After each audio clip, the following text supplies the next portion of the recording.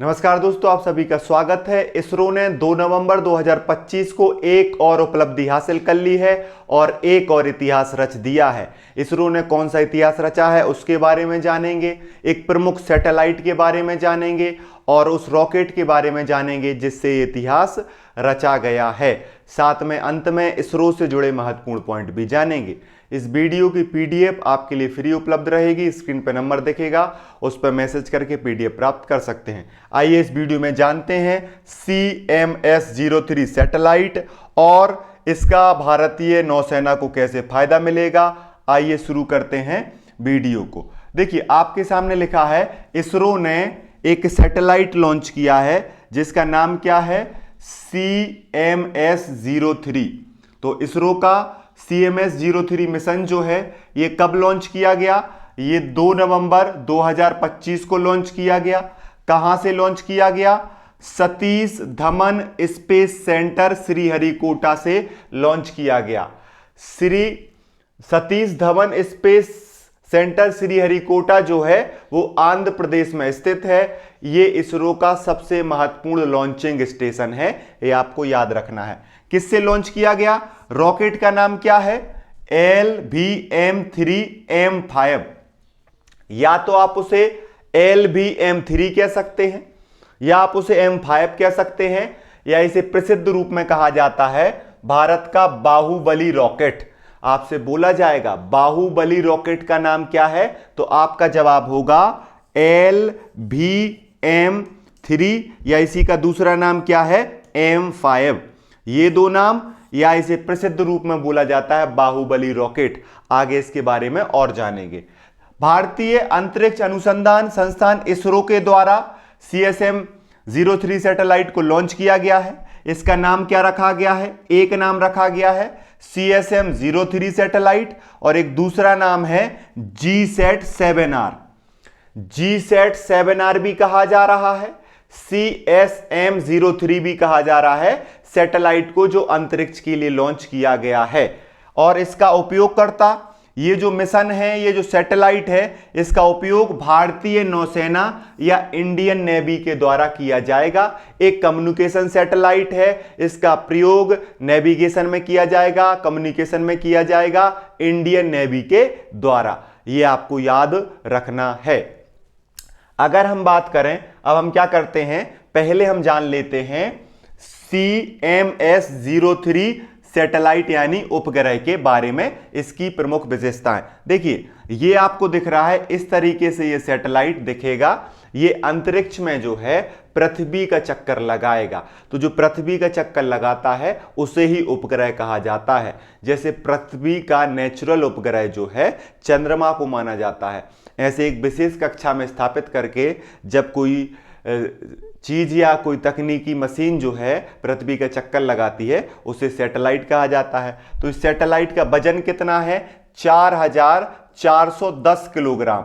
भारत से छोड़ा गया अब तक का सबसे भारी संचार उपग्रह है, ऐसा मीडिया रिपोर्ट्स में बताया जा रहा है। इसरो ने भारत से, भारत के रॉकेट के द्वारा लॉन्च किया गया अब तक का सबसे भारी सैटेलाइट, इसी सैटेलाइट को कहा जा रहा है, नाम है CMS-03 सैटेलाइट। और इसको किस कक्षा में, इसको GTO भू समकालिक स्थानांतरण कक्षा जो है इसमें लॉन्च किया जा रहा है। इसमें इसको क्या किया जाएगा, स्थापित किया जाएगा। कितने कार्यकाल, CMS-03 लगभग 15 वर्षों का इसका कार्यकाल है। इसमें मल्टी बैंड संचार उपग्रह है, इसमें C बैंड, KU बैंड, का बैंड, इन सारी चीजों का यूज किया गया है। CMS-03 उपग्रह का उद्देश्य भारतीय नौसेना के लिए सुरक्षित, हाई स्पीड और विश्वसनीय कम्युनिकेशन नेटवर्क जो है वो स्थापित करना है। इसका कवरेज भारत और हिंद महासागर क्षेत्र में रहेगा। इसका उपयोग समुद्री सुरक्षा, निगरानी, टेलीमेडिसिन, टेलीशिक्षा और आपदा प्रबंधन में किया जाएगा। इसका महत्व यह है, आत्मनिर्भर भारत के तहत भारी उपग्रह प्रक्षेपण में भारत की जो स्वदेशी क्षमता है उसका प्रदर्शन किया गया। भारत ने एक सैटेलाइट लॉन्च किया जिसका वजन 4410 किलोग्राम है और इसको लॉन्च किया गया है LMV3 रॉकेट, यानी भारत के बाहुबली रॉकेट के द्वारा। तो भारत ने इतिहास रच दिया है, स्वयं के द्वारा निर्मित सैटेलाइट, स्वयं के द्वारा निर्मित रॉकेट और स्वयं के स्पेस स्टेशन से, मतलब भारत के स्पेस स्टेशन से लॉन्च किया गया अब तक का सबसे भारी सैटेलाइट। किससे लॉन्च किया गया है? जिससे लॉन्च किया गया उसका नाम है LVM3 या M5, जिसे बाहुबली रॉकेट कहा जाता है। यह रॉकेट जो आपको दिख रहा है इसको बाहुबली रॉकेट कहा जाता है। याद रखना, इस वाले हिस्से में सैटेलाइट रखा रहता है और ये बाकी का जो है ये रॉकेट है, यही अंतरिक्ष में ले जाता है सैटेलाइट को। सैटेलाइट को अंतरिक्ष में पहुंचाने वाली चीज को रॉकेट कहा जाता है और हम जिस रॉकेट की बात कर रहे हैं उसका नाम है LVM3, या उसी को M5 कहा जाता है, या उसी को बाहुबली रॉकेट कहा जाता है। ये कितना, ये 43.5 मीटर इसकी ऊंचाई है। इसकी जो ये आपको यहां पे ऊंचाई दिख रही है ये कितनी है? 43.5 मीटर इसकी ऊंचाई है। इसका वजन 642 टन है। ये जो बाहुबली रॉकेट दिख रहा है ये 642 टन का है, ये याद रखना है। इसमें 3 चरणों वाला रॉकेट है। कितने स्टेज वाला रॉकेट है? 3 चरणों वाला रॉकेट है। 2 सॉलिड स्ट्रैप ऑन मोटर्स हैं जिन्हें S200 कहा जाता है।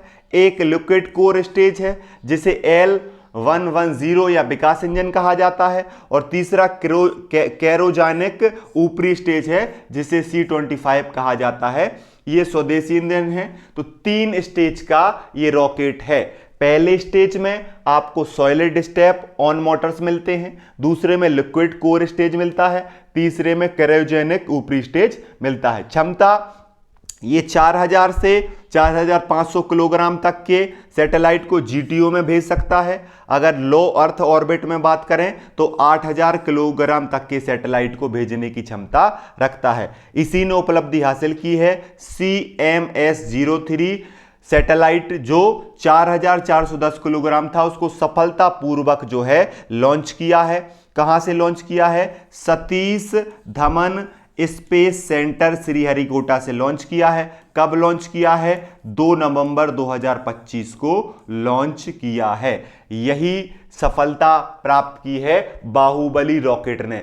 बाहुबली रॉकेट इससे पहले अपनी जो सफलता जो है वो चंद्रयान 3 में दिखा चुका है। चंद्रयान 3 को भी किस रॉकेट से लॉन्च किया गया था? चंद्रयान 3 को जिस रॉकेट से लॉन्च किया गया था उसका नाम भी बाहुबली रॉकेट यानी LVM3 था, यानी M5 था। ये आपको याद रखना है। अब हम क्या करते हैं, हम जान लेते हैं कुछ महत्वपूर्ण बातें इसरो के बारे में। किसके बारे में? इसरो। देखिए, इसरो का फुल फॉर्म है Indian space research organisation. ISRO को हिंदी में क्या कहा जाता है? भारतीय अंतरिक्ष अनुसंधान संगठन। इसरो की स्थापना 15 अगस्त 1969 में की गई थी। इसरो के संस्थापक डॉक्टर विक्रम साराभाई को माना जाता है। आपसे पूछा जाए इसरो के संस्थापक डॉक्टर विक्रम साराभाई, भारत के अंतरिक्ष कार्यक्रम के जनक भी कौन है? डॉक्टर विक्रम साराभाई। इसरो का मुख्यालय बेंगलुरु में है। किस राज्य में है? कर्नाटक में है। इसरो के वर्तमान चेयरमैन का नाम क्या है? बी नारायणन जो है वो इसरो के वर्तमान में चेयरमैन है। इसरो जो है वो अंतरिक्ष विभाग यानी डिपार्टमेंट ऑफ स्पेस के तहत काम करता है। इसरो का प्रमुख उद्देश्य अंतरिक्ष टेक्नोलॉजी को विकास करना, उसका राष्ट्रीय विकास में उपयोग करना, संचार के लिए, मौसम पूर्वानुमान के लिए, संसाधन मानचित्र के लिए, रक्षा के लिए, शिक्षा के लिए अंतरिक्ष विज्ञान का प्रयोग करना है। इसी के लिए इसरो की स्थापना की गई। और दुनिया की सबसे महत्वपूर्ण अंतरिक्ष एजेंसियों में इसरो का क्या होता है? नाम आता है। इसरो ने चंद्रयान 1 से लेके चंद्रयान 3 तक बहुत सारी सफलताएं हासिल की हैं। 100 से ज्यादा मिशनों को क्या कर चुका है? सफलतापूर्वक संचालित कर चुका है। इसरो के आने वाले सबसे महत्वपूर्ण मिशन में गगनयान मानव मिशन शामिल है। आपको कमेंट करके बताना है इसरो के वर्तमान चेयरमैन से पहले कौन चेयरमैन थे, उनका नाम आपको कमेंट करके बताना है। अगर हम बात करें कि इस पे जो मैंने आपको यहाँ पे एक वो दिखाई थी ना कक्षा, पृथ्वी का जो GTU कक्षा में जहां पे CMS-3 सैटेलाइट जो है उसको सेट किया जाना है GTU में, ये इस तरीके की कक्षा है जहां से हमें सैटेलाइट पृथ्वी से स्थिर दिखता है।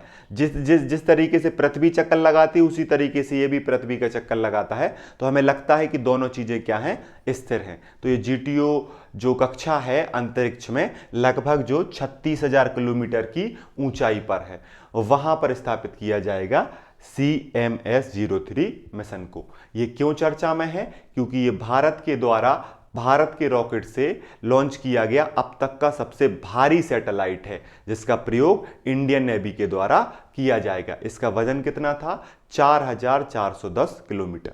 ये वीडियो यहीं तक। वीडियो कैसा लगा कमेंट करके जरूर बताएं। PDF प्राप्त करने के लिए इस नंबर पर मैसेज करें। पढ़ते रहिए, मुस्कुराते रहिए और अपना ध्यान रखिए। जय हिंद, जय भारत।